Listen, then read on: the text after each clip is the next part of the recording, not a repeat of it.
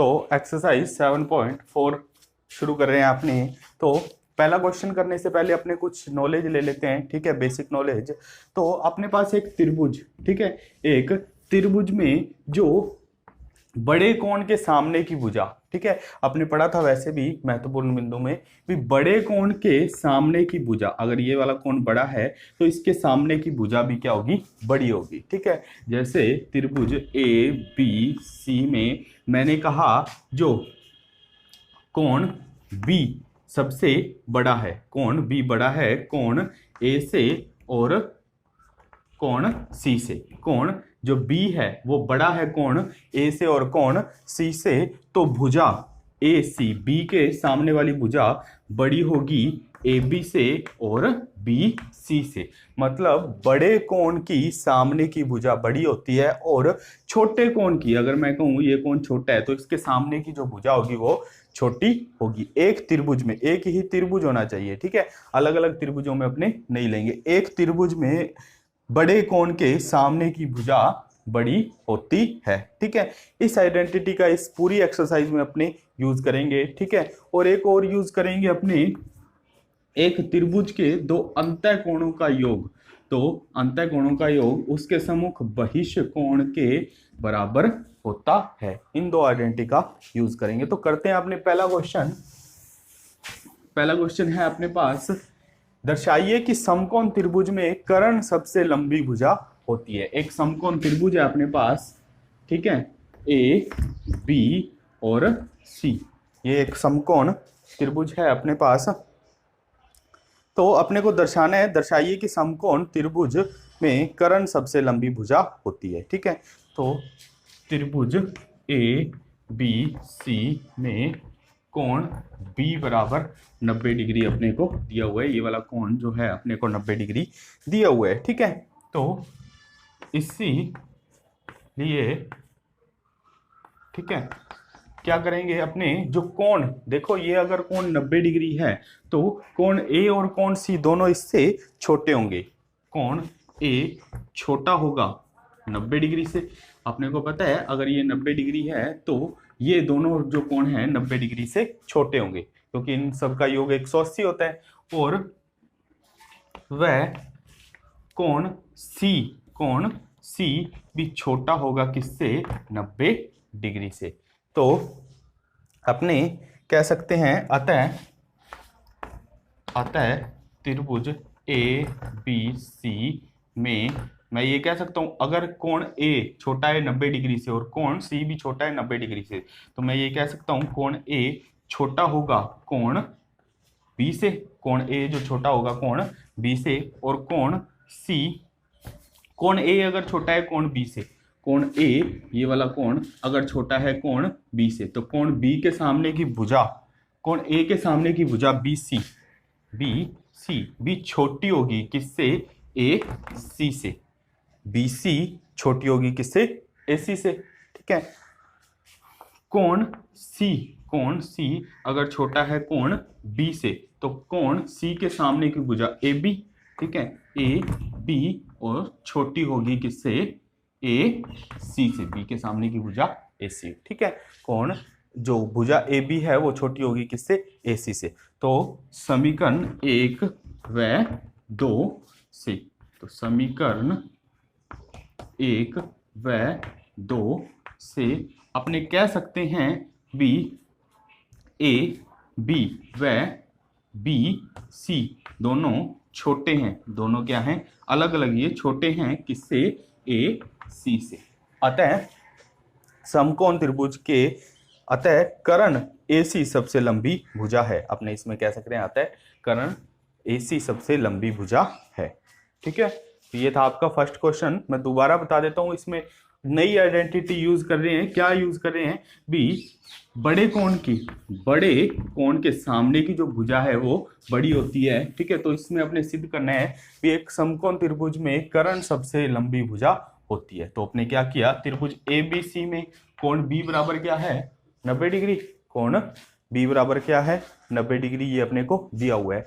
और कोण ए छोटा है 90 डिग्री से, कोण सी भी छोटा है 90 डिग्री से। अपने को पता है अगर एक कोण 90 डिग्री है तो बाकी दोनों कोण क्या होंगे, 90 डिग्री से छोटे। यहाँ पर आप लिख सकते हो क्यों छोटे होंगे, क्योंकि ए प्लस कोण सी दोनों का योग कितना होगा, 90। इन दोनों का योग होगा 90, तो इसमें से ये भी 90 से छोटा होगा और ये भी 90 से छोटा होगा। ठीक है, तो ये आ गया अपने पास। तो अपने कह सकते हैं कोण ए छोटा है कोण बी से, क्योंकि बी का मान कितना है, 90, और इसीलिए क्या हो जाएगा, बी सी छोटी होगी ए सी से। और इसी प्रकार कोण सी छोटा है कोण बी से, तो ए बी छोटी होगी ए सी से। अतः समकोण त्रिभुज की सबसे लंबी भुजा कर्ण होती है। तो अगला क्वेश्चन है अपने पास सेकंड क्वेश्चन। सेकंड क्वेश्चन क्या है, आकृति में एक आकृति दे रखी है अपने को त्रिभुज ए बी सी में। ठीक है, ए बी भुजा को पी तक बढ़ाया गया है और ए सी भुजा को क्यू तक बढ़ाया गया है। ये दिया हुआ है अपने को, बढ़ाया गया है। साथ ही ये भी दे रखा है कोण पी बी सी।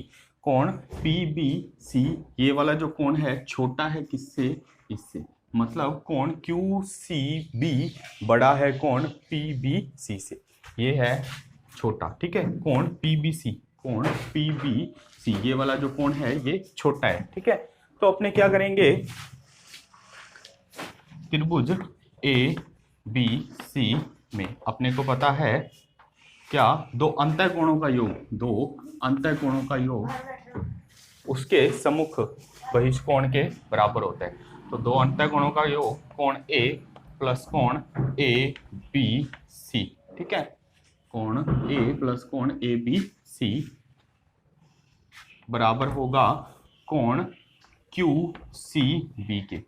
देखो ये वाला कोण और ये वाला कोण, इन दोनों कोणों का योग इसके बराबर होगा, यही मैंने लिखा है। ठीक है, और ये होगी अपनी समीकरण 1। समीकरण 1, इसको मानो समीकरण 2। और कोण ए प्लस कोण ए सी बी, ये वाला कोण ए और कोण ए सी बी का जो योग है ये होगा कोण पी बी सी के बराबर। ये होगी समीकरण 3। तो समीकरण 2 व 3 का मान समीकरण 1 में रखने पर, तो समीकरण 2 और 3 का मान मैं समीकरण 1 में रख रहा हूं। देखो कोण क्यू सी बी का, कोण क्यू सी बी का मान क्या है, कोण क्यू सी बी की जगह मैं ये रख सकता हूं कोण ए प्लस कोण ए बी सी रख सकता हूं। ठीक है, ऐसे का ऐसा निशान आ जाएगा। और कोण पी बी सी की जगह मैं क्या रख सकता हूं, कोण ए प्लस कोण ए सी बी, ये रख सकता हूं। ठीक है, देखो कोण ए दोनों में है, तो कोण ए से कोण ए कैंसिल हो जाएगा। अपने पास आएगा कोण ए सी बी छोटा है, कोण ए सी बी छोटा है कोण ए बी सी से।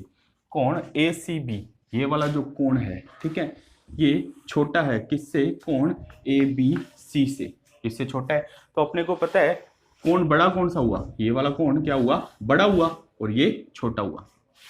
तो देखो इसके सामने की कोण ए सी बी, कोण ए सी बी के सामने की भुजा ए बी छोटी होगी, ए बी छोटी होगी किससे, ए सी से। यही अपने को सिद्ध करना था। ए बी जो छोटी है किससे, ए सी से, या आपने कह सकते हैं ए बी ए सी बड़ी है ए बी से। ठीक है, तो ये सिद्ध हो गया।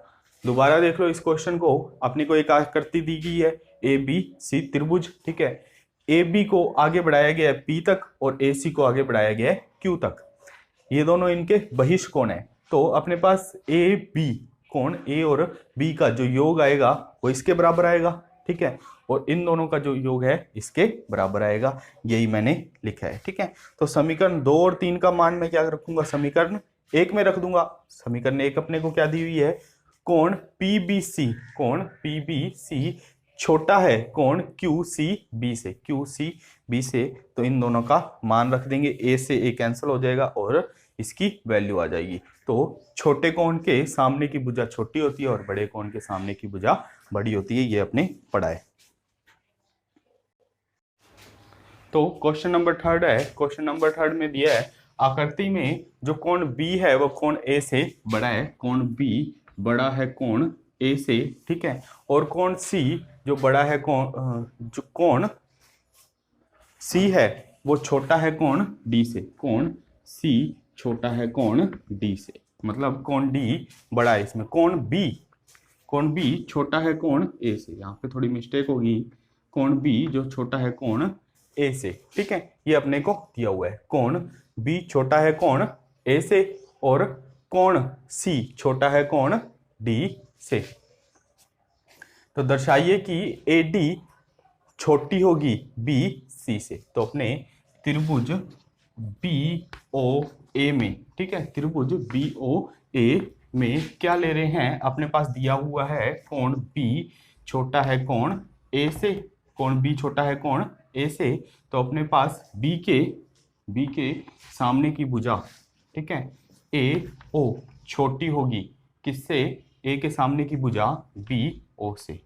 यहाँ पे अपने लिखेंगे त्रिभुज में बड़े कोण के सामने की भुजा बड़ी होती है, ठीक है, ये सारी लाइन लिखेंगे, त्रिभुज में बड़े कोण की सामने की भुजा बड़ी होती है। तो ये अपने कर दिया। यहां पर लिखेंगे इसी प्रकार क्या है, कोण सी जो छोटा है, इसी प्रकार त्रिभुज डी ओ सी में, त्रिभुज डी ओ सी में जो कोण सी है वो छोटा है कोण डी से, जो कोण सी है वो छोटा है कोण डी से, तो कोण सी के सामने की भुजा ओ डी, ठीक है, छोटी होगी किससे, सी ओ सी से, किससे छोटी होगी, ओ सी से। तो ये है अपनी समीकरण, ये समीकरण 1 और ये समीकरण 2, ठीक है। तो समीकरण 1 व 2 को जोड़ने पर, तो जोड़ने पर इन दोनों को जब जोड़ा, ठीक है, तो अपने पास क्या आया, ए ओ प्लस बी के सामने की भुजा ए ओ और ए के सामने की भुजा बी ओ। तो इन समीकरणों को जोड़ेंगे, समीकरण 1 और 2 को, ए ओ प्लस ओ डी, ठीक है, बी ओ और ओ सी, तो इसके बीच में ये वाला साइन है इधर, तो ए ओ और ओ डी को जोड़ने पर क्या बना, ए डी, ठीक है, छोटी होगी किससे, बी सी से। यही अपने को सिद्ध करना था और ये अपने सिद्ध कर दिया, ठीक है।